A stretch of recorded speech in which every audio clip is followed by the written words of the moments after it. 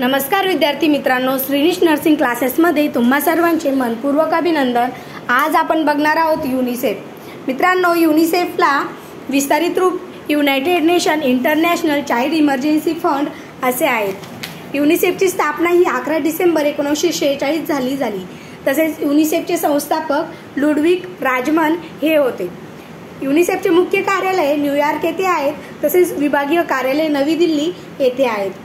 सध्याचे युनिसेफचे प्रमुख हेनिएटा एच हे आहेत। युनिसेफची उद्दिष्टे: माता बालकांच्या आरोग्यात सुधारणा करणे, बालकांच्या आरोग्यास प्रथम अथवा अप्रत्यक्षरित्या फायदेशीर ठरतील अशा कार्यक्रमांना मदत करणे, तसेच बालकांच्या अधिकारांचे संरक्षण करणे, बालकांच्या आरोग्यासाठी प्रयत्न करणे, मातेच्या आरोग्यासाठी प्रयत्न करणे, एड्सग्रस्त बालक व मातांना औषधोपचार करणे, लैंगिक समानतेसाठी प्रयत्न करणे, बालकाच्या मूलभूत शिक्षणासाठी झटणे, बालकाच्या सर्वांगीण विकासासाठी प्रयत्न करणे यांसारखे काम युनिसेफ करतात। यामध्ये माता बाल आरोग्य सुधारणा हे सर्व पॉइंट यामध्ये येतात।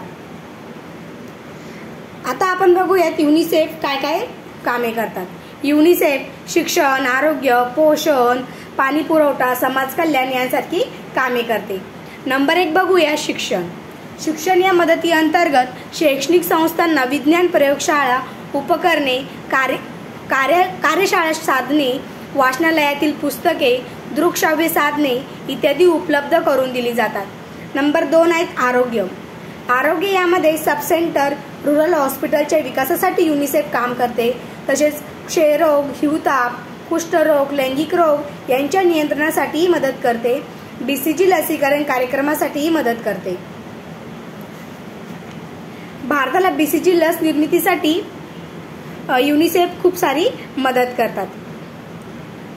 तसेच पुणे येथील पेनिसिलिन निर्मिती प्रकल्पासाठी युनिसेफने मदत केलेली आहे। आयोडीन मीठ प्रकल्पामध्ये मदत केली। तसेच DDT उत्पादनासाठी युनिसेफने खूप सारी मदत केलेली आहे। नंबर 3 बघूयात पोषण। लहान मुलांना वाटण्यासाठी दुधाची भोकटी भारतात दिलेली आहेत। तसेच डेअरी प्रकल्पासाठी उपकरणे व साधन सामग्री पुरवली गेलेली आहे। बाल पोषण उपयोजित पोषक आहार कार्यक्रम हा युनिसेफ आणि FAO मिळून हा कार्यक्रम राबवितात। नंबर 4 आहेत पाणी पुरवठा। पाणी पुरवठ्यासाठी युनिसेफ तर्फे उपकरणे पुरवली गेलेली आहेत। नंबर 5 समाज कल्याण। कुटुंब नियोजन आणि सहाय्यक परिचारिका प्रसविकांच्या म्हणजे ANM यांच्या प्रशिक्षणासाठी युनिसेफने लक्ष पुरवलेले आहेत।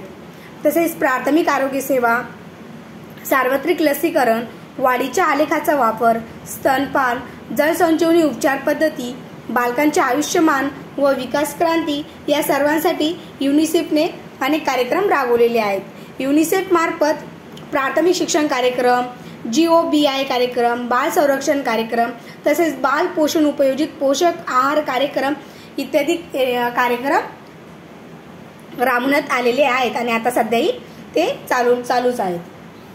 युनिसेफचे ब्रँड ॲम्बॅसेडर पहिले डॅनी काये हे आहेत। तसेच भारतामध्ये युनिसेफचे ब्रँड ॲम्बॅसेडर आहेत।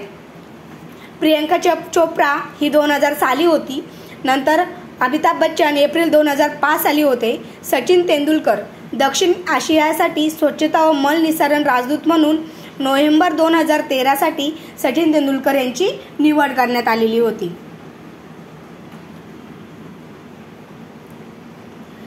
असेच नवनवीन व्हिडिओ पाहण्यासाठी श्रीनिश नर्सिंग क्लासेसला सबस्क्राईब करा आणि बेल आयकॉनवरती क्लिक करायला विसरू नका। धन्यवाद।